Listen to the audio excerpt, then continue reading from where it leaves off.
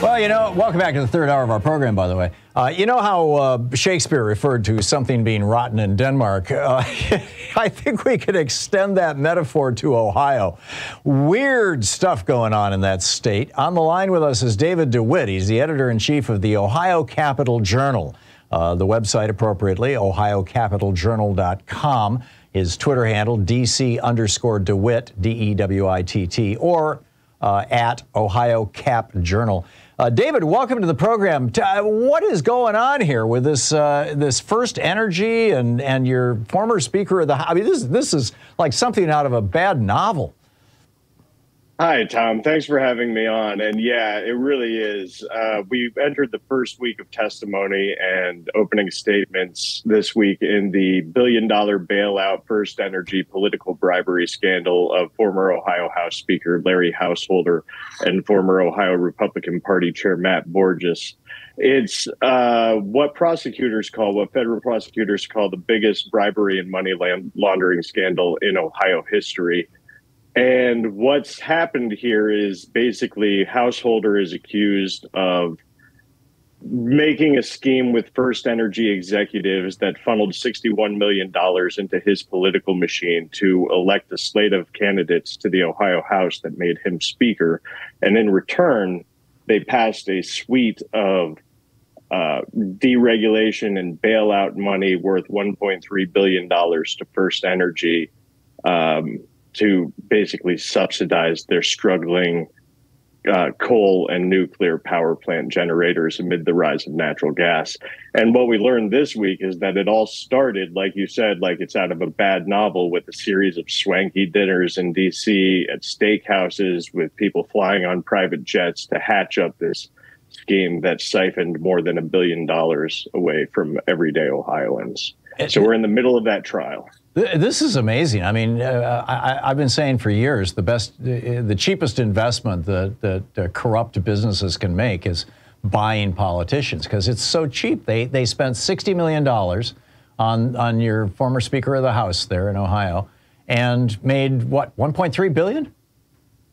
Right. Yeah. They're spending millions to make billions, and politicians are being bought for millions to give away billions in public dollars and public resources. It's pretty atrocious, no doubt. So Mike DeWine is your Republican governor, and he comes across as kind of Mr. Milquetoast, in national media. Is he involved in all this? Yes, there are fingerprints of this scandal all over his administration, especially those of his Lieutenant Governor, John Husted.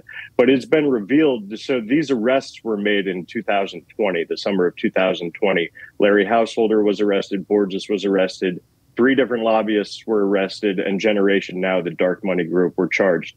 Now, First Energy entered a deferred prosecution agreement. 2 of the lobbyists pleaded guilty and entered plea agreements. One of the lobbyists died by suicide wearing a DeWine for Governor T-shirt after writing a tell-all book. And Generation Now, the dark money group, has also pleaded guilty. Through all of this, we've learned that the head watchdog for utilities in Ohio, appointed by DeWine, was bribed. First Energy admitted to bribing in their deferred prosecution agreement $4.3 million to do their bidding. It's also been revealed that another dark money group that First Energy funneled money through to elect their preferred slate of political candidates was controlled by a senior DeWine aide who is also a First Energy lobbyist. And he's since resigned, but DeWine has stood by him the whole time, and he has basically shown a complete lack of outrage about any of this. He's played the duck and cover game as far as his administration's role, which keeps being revealed. 2 of the First Energy executives said that DeWine and Husted personally played battlefield triage, is what they called it, to save this bribed regulator's nomination during a critical vote. And so DeWine and Husted and nobody in their administration specifically has been charged in the racketeering case as it stands now. But it's clear that there are connections and influence peddling and all sorts of dirty dealings that have happened to do the bidding of this massive energy corporation. And basically rob Ohioans of $1.3 billion. It seems to me, if nothing else, like another great example of why we need publicly owned utilities rather than private for-profit operations. When you know, utilities are natural monopolies. You only have one wire coming into your house. The whole idea that the free market is going to solve anything when there's absolutely no competition in the utility space is nuts. But that's my editorial commentary. Is that would you agree with that perspective? Or actually, I don't care if, you know, whether I'm not trying to put you in a position where you're offering an opinion. I realize you're a reporter, not an editorialist, but no, I'm an opinion writer, actually. Oh, you are? Okay, great. I'm the editor. I'm an opinion columnist, so my opinions are very clearly known. And yes, I think that I totally agree. I think this is a perfect textbook example of regulatory capture and the damage that it could be done with it.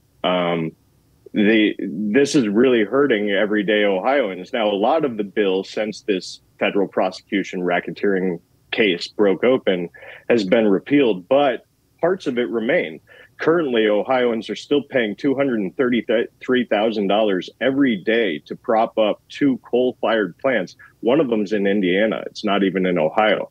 So this scandal, even though these numbers are kind of big and unfathomable and the scheme is very complicated intentionally, this scandal appears on every Ohioan's electric bill every month. Wow. We're still being robbed.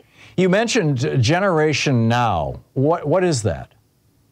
So this is a dark money group that was set up just a couple weeks after the swanky DC dinners. It was set up by the lobbyist who participated in those dinners, who has pleaded guilty, Jeff Longstreth. And the same day that he set up that 501c4 dark money group, he messaged with the then vice president of First Energy asking for money.